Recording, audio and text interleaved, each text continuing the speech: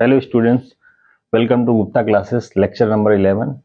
हम लोग थर्मोडायनेमिक्स में हैं और थर्मोडायनेमिक्स का नेक्स्ट जो टॉपिक है वो क्या है, कॉन्सेप्ट ऑफ टेम्परेचर। और इसमें हम कॉन्सेप्ट ऑफ टेम्परेचर पढ़ेंगे क्या होता है, और फिर थर्मोमेट्री के बारे में पढ़ेंगे, और अलग अलग टेम्परेचर को मेजर करने के लिए स्केल्स क्या होते हैं उसको इसके बारे में पढ़ेंगे। ठीक है, तो यहाँ पे देखते हैं कॉन्सेप्ट ऑफ जो है टेम्परेचर वो क्या होता है। ठीक है, तो कॉन्सेप्ट ऑफ टेम्परेचर, किसी चीज को अगर हम टच करें, किसी चीज को अगर हम टच करते हैं, अगर हमें लगता है कि वो जो है हॉट है, तो क्या होगा, इसका मतलब क्या है कि जो है उसका टेम्परेचर हमारे टेम्परेचर से क्या होगा, ज्यादा होगा। हमारा टेम्परेचर या उसका टेम्परेचर क्या होगा, हमारे टेम्परेचर से ज्यादा होगा, तो हमें क्या एहसास होगा, हमें ये फील होगा कि वो गर्म है, वो क्या है, गर्म है। ठीक है, जैसे हमारी बॉडी का टेम्परेचर लगभग 37.5 या 38 डिग्री सेल्सियस होता है, राइट। अगर हम जो है गर्मी में क्या होता है, गर्मी में हमें बहुत गर्मी फील होती है। हमें गर्मी क्यों फील होती है, हमें गर्मी इसलिए फील होती है क्योंकि हमारे टेम्परेचर से जो है, हमें हमारे टेम्परेचर, जैसे हमें हमारे बॉडी का टेम्परेचर कितना है, 37। ठीक है, और बाहर इन्वायरमेंट का टेम्परेचर कितना है, ज्यादा है, मान लीजिए 40 डिग्री सेल्सियस है। तो टेम्परेचर डिफरेंस की वजह से हमें क्या फील होगा, हमें बाहर का जो टेम्परेचर है उसकी वजह से हमें गर्मी फील होगी, तो हमें बहुत गर्म लगेगा। वही जो है बाहर का टेम्परेचर अगर हो जाए 20 डिग्री सेल्सियस, तो इस केस में क्या होगा, इस केस में हमें ठंडा महसूस होगा। क्यों ठंडा महसूस होगा, क्योंकि हमारे अंदर से हीट एनर्जी क्या है, बाहर निकलेगी। हमारे अंदर से हीट एनर्जी बाहर निकलेगी, क्यों, क्योंकि टेम्परेचर जो है हमारी बॉडी का ज्यादा है और जो है बाहर का टेम्परेचर क्या है, कम है।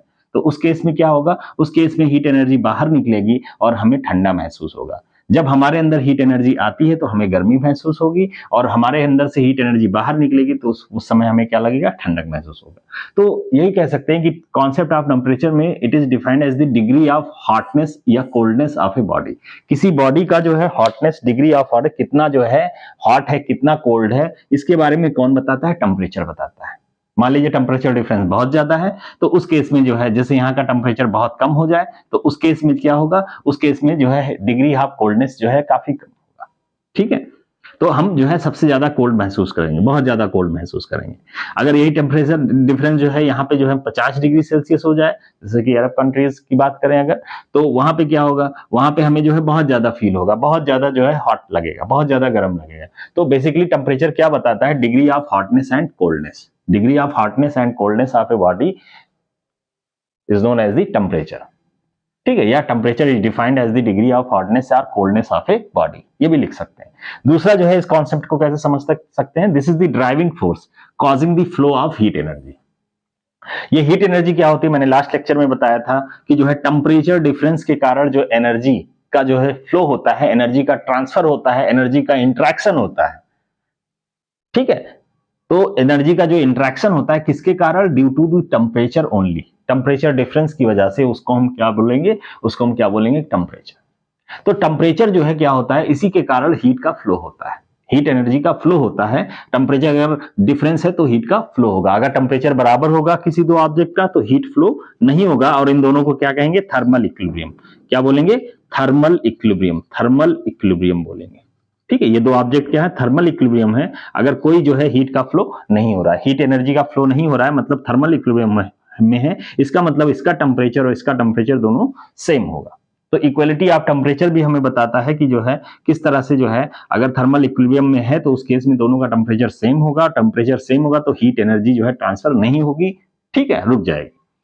तो इसको कह सकते हैं, this is defined as the driving force causing the flow of heat energy. मतलब ये हीट एनर्जी को फ्लो कराने के लिए ड्राइविंग फोर्स का काम करता है। क्या काम करता है, ड्राइविंग फोर्स। ड्राइविंग फोर्स मतलब ऐसा फोर्स जो हीट एनर्जी को फ्लो कराए, जो हीट एनर्जी को एक स्थान से एक जगह से दूसरी जगह ले जाए।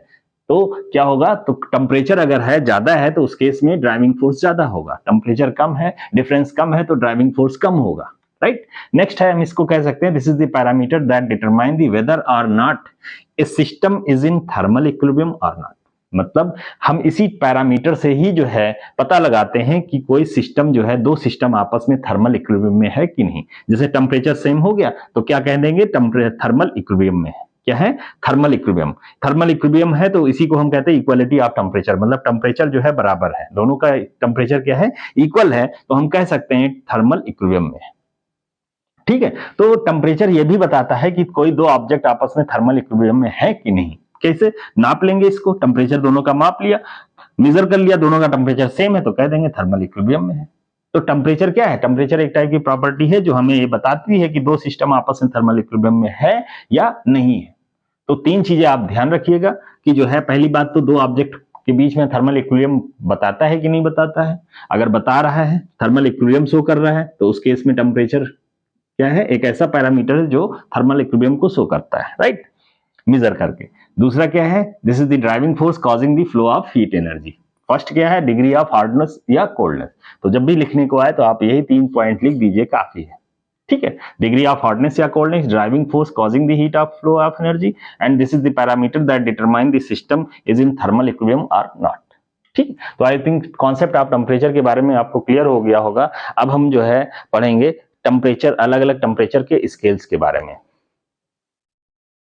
नाउ टेम्परेचर स्केल की बात अगर करें तो there are basically 4 type of temperature scale. Temperature scale का मतलब क्या होता है कि टेम्परेचर में हम कुछ लोग किस में नापेंगे, ठीक है।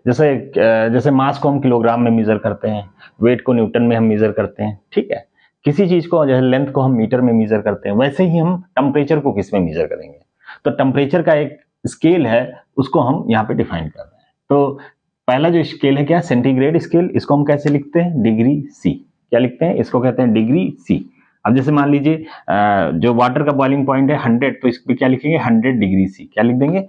100 डिग्री सी। तो ये क्या बताता है कि जो है टेम्परेचर है, जो तापमान है, उसका कितना है? 100 डिग्री सेल्सियस है। जैसे हम लेंथ का जो है मेजर करते हैं कि ये 100 मीटर है, 50 मीटर लॉन्ग है, तो 50 मीटर, तो मीटर क्या है? एक स्केल है। वैसे छोटे स्केल होते हैं सेंटीमीटर, मिलीमीटर, बड़े स्केल होते हैं किलोमीटर। तो वैसे ही टेम्परेचर का भी स्केल है क्या? जो है डिग्री सेल्सियस। ऐसे ही और भी एक स्केल है, छोटा स्केल क्या है? फ़ारेनहाइट स्केल, जिसको डिग्री एफ कहते हैं, जिसको क्या कहते हैं? डिग्री एफ, ठीक है। ऐसे ही तीसरा जो स्केल है रैंकाइन स्केल है। ये दोनों जो स्केल है इसको एब्सोल्यूट स्केल कहते हैं। इसको क्या कहते हैं? Absolute scale. Absolute scale. Absolute scale क्यों कहते हैं? क्योंकि जो है इस टेम्परेचर पे, जो टेम्परेचर है, जो एब्सोल्यूट जीरो टेम्परेचर होता है रैंकाइन का, वो कितना होता है? फ़ारेनहाइट के कंपैरिजन में लगभग इतना होता है, -459.67। और केल्विन स्केल कितना होता है डिग्री सेल्सियस के कंपैरिजन में? -273.16 डिग्री सेल्सियस, इसके इक्विवेलेंट होता है। 0 डिग्री केल्विन, ये क्या है? 0 डिग्री रैंकाइन, ये क्या है? 0 रैंकाइन। तो इसको एब्सोल्यूट स्केल कहेंगे। क्यों? क्योंकि जो है इस स्केल पे, मतलब इस टेम्परेचर की वैल्यू पे जो जो मॉलिक्यूल्स होते हैं वो बिल्कुल फिक्स रहते हैं। उनका जो है उनका मोशन जो है बंद हो जाता है, मोशन नहीं होता है, ठीक है। सिस्टम के अंदर मोशन नहीं कर पाते हैं, फिक्स रहते हैं। तो इस वजह से इसको हम क्या कहते हैं? एब्सोल्यूट स्केल कहते हैं। और ये सबसे छोटे स्केल्स होते हैं, कौन कौन से? रैंकाइन और केल्विन। जबकि ये क्या है? दोनों बड़े स्केल होते हैं। इन दोनों में क्या रिलेशन होता है? इन दोनों में रिलेशन होता है C/5 = F-32/9। ये जो है, ये क्या है? एक कन्वर्जन है। जैसे हमें सेंटीग्रेड को फ़ारेनहाइट में कन्वर्ट करना हो तो इसको हम आसानी से लिख सकते हैं, ठीक है। जैसे हमें 100 डिग्री सेल्सियस दिया तो हम 100 यहाँ पे रख देंगे तो F की वैल्यू आ जाएगी, ठीक है। किस टेम्परेचर पे जो है दोनों इक्वल होते हैं, तो इसको हम C की जगह F रख दें तो जो वैल्यू आएगी, तो उस टेम्परेचर पे दोनों की वैल्यू क्या होती है? इक्वल होती है, ऐसा हम कह सकते हैं। रैंकाइन स्केल जो है, रैंकाइन स्केल में जो एब्सोल्यूट जीरो है वो कितने के बराबर होता है? -459.67 डिग्री फ़ारेनहाइट। और एब्सोल्यूट जीरो केल्विन किसके बराबर होता है? इतना। अगर हमें डिग्री सेल्सियस में कन्वर्ट करना हो तो क्या करना पड़ेगा? हमें केल्विन में 273.16 ऐड अप करना पड़ेगा। मतलब हम यहाँ पे लिख सकते हैं डिग्री सेल्सियस = केल्विन प्लस 273.16, ये हम लिख सकते हैं। ये क्या आएगा? ये डिग्री सेल्सियस आ जाएगा, कन्वर्ट हो जाएगा, ठीक है। ऐसे ही इसको हम फ़ारेनहाइट को जो है इसमें कन्वर्ट कर सकते हैं, फ़ारेनहाइट में कन्वर्ट कर सकते हैं। कैसे? रैंकाइन में हम इतना जो है क्या कर देंगे? ऐड अप कर देंगे। रैंकाइन प्लस 459.67 = जो है फ़ारेनहाइट, डिग्री फ़ारेनहाइट। तो ये क्या है? सिंबल है, सेल्सियस, फ़ारेनहाइट, रैंकाइन, केल्विन, ठीक है। डिग्री केवल इन दोनों में लगाएंगे, इसको क्या कहेंगे? डिग्री। इन दोनों में डिग्री नहीं लगाते। तो आई थिंक आपको टेम्परेचर स्केल के बारे में जो है थोड़ा सा मालूम चल गया होगा। अब हम जो है इसमें थर्मोमीटर जो है, टेम्परेचर मेजरिंग जो डिवाइस है वो कैसे वर्क करता है, इसके बारे में डिस्कस करते हैं। नाउ थर्मामेट्री क्या होती है, इसको हम देखते हैं। तो थर्मामेट्री बेसिकली होती क्या है? This is the act of measuring temperature. मतलब हमें टेम्परेचर कैसे मेजर करना है, तो उसको हम क्या बोलेंगे, उस एक्ट को, उस काम को, उस प्रोसेस को क्या बोलेंगे, थर्मल। जिसमें हम पढ़ते हैं उसको हम क्या बोलेंगे, थर्मामेट्री। थर्मो मतलब क्या होता है, टेम्परेचर। मेट्री मतलब मेजर करना। मेट्री मतलब क्या होता है, मेजर करना। मेट्री करना मतलब मेजरमेंट, मेजरमेंट। और थर्मो मतलब टेम्परेचर। तो टेम्परेचर को मेजर करने का जो एक्ट है, जो काम है, वो हम किसमें करेंगे, थर्मामेट्री कहेंगे। उस टॉपिक को क्या बोलेंगे, थर्मामेट्री कहेंगे। अब ये कैसे टेम्परेचर को मेजर करेंगे। टेम्परेचर को मेजर करने के लिए जो है कुछ थर्मोमेट्रिक प्रॉपर्टीज होते हैं जो कि चेंज हो सकते हैं। जैसे कि जो है क्या हुआ, जैसे हमने देखा कि जो है थर्मोमेट्रिक प्रॉपर्टी, कोई जो है लिक्विड है, फ्लूइड है, मान लीजिए, टेम्परेचर बढ़ गया तो क्या हो रहा है, वो एक्सपैंड कर रहा है। टेम्परेचर घट गया तो क्या हो रहा है, कॉन्ट्रैक्ट हो रहा है। तो ये क्या है, थर्मोमेट्रिक प्रॉपर्टी। तो क्या होगा इसमें, थर्मोमेट्रिक प्रॉपर्टी में क्या होगा, डायमेंशन चेंज हो सकता है ना। सब्सटेंस क्या क्या हो सकता है, डायमेंशन, फिजिकल प्रॉपर्टी चेंज हो सकता है। क्या हो सकता है, फिजिकल प्रॉपर्टी, फिजिकल प्रॉपर्टीज। अब फिजिकल प्रॉपर्टी में बी चेंज्ड, में बी चेंज, में बी चेंज किस वजह से, टेम्परेचर की डिफरेंस की वजह से। फिजिकल प्रॉपर्टी में बी चेंज्ड, ठीक है। तो जब भी जो है किसी चीज को हम रखेंगे तो अगर टेम्परेचर घटेगा बढ़ेगा तो क्या होगा, उसकी फिजिकल प्रॉपर्टीज में क्या होगा, चेंज हो जाएगा। फिजिकल प्रॉपर्टीज में आता क्या क्या है, फिजिकल प्रॉपर्टीज में हम कह सकते हैं डायमेंशन। फिजिकल प्रॉपर्टीज में हम क्या कह सकते हैं, डायमेंशन चेंज हो सकता है, डायमेंशन, रंग, कलर चेंज हो सकता है। तो ये सारी क्या है, फिजिकल प्रॉपर्टीज, जो कि चेंज होने पे हमें पता चलता है कि टेम्परेचर कितना है, उसी से हम पता लगा सकते हैं, ठीक है। और ऐसे सब्सटेंस, जैसे मान लीजिए हम कोई सब्सटेंस यूज कर रहे हैं, जैसे थर्मोमीटर में हम मरकरी यूज कर रहे हैं। क्या यूज कर रहे हैं, मरकरी, मर्क्यूरी यूज कर रहे हैं। वो क्या हो रहा है, इसमें कौन सी प्रॉपर्टी, इसमें एक्सपेंस, जब टेम्परेचर बढ़ता है तो क्या होता है, ये एक्सपैंड कर जाता है। क्या कर जाता है, expand. When temperature increase, then क्या होगा, ये एक्सपैंड कर जाएगा। मरकरी क्या होगा, एक्सपेंशन होने लगेगा। तो थर्मामीटर में जब एक्सपेंशन होने लगता है तो उस लाइन तक हमें पता चल जाता है कि टेम्परेचर कितना है, बॉडी का टेम्परेचर कितना है। तो इस जो है सब्सटेंस को क्या कहेंगे, इस सब्सटेंस को हम थर्मोमेट्रिक सब्सटेंस कहेंगे। क्या कहेंगे, थर्मोमेट्रिक सब्सटेंस कहेंगे। तो जो फिजिकल प्रॉपर्टीज यूज होता है टेम्परेचर को मेजर करने के लिए, उसमें क्या क्या हो सकता है, डायमेंशन चेंज हो सकता है, इलेक्ट्रिकल रेजिस्टेंस भी चेंज हो सकता है, और क्या क्या, डायमेंशन है, और क्या है, इलेक्ट्रिकल रेजिस्टेंस है, इलेक्ट्रिकल रेजिस्टेंस, इलेक्ट्रिकल रेजिस्टेंस,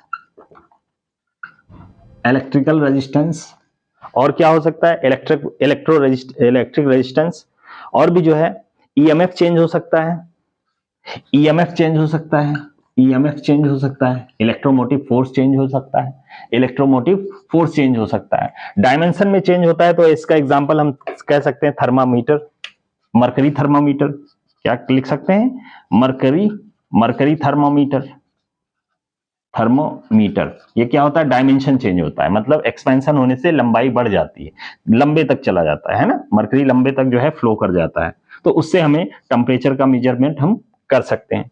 दूसरा जो है change in the electrical resistance of the metal, इसको हम कहते हैं रेजिस्टेंस थर्मोमीटर। क्या कहेंगे, resistance thermometer, resistance thermometer. Resistance thermometer में क्या होता है, अलग अलग रेजिस्टेंस का जो है यूज किया जाता है, जिससे हमें पता चल जाता है कि कितना टेम्परेचर जो है वो इंक्रीज हो रहा है या डिक्रीज हो रहा है।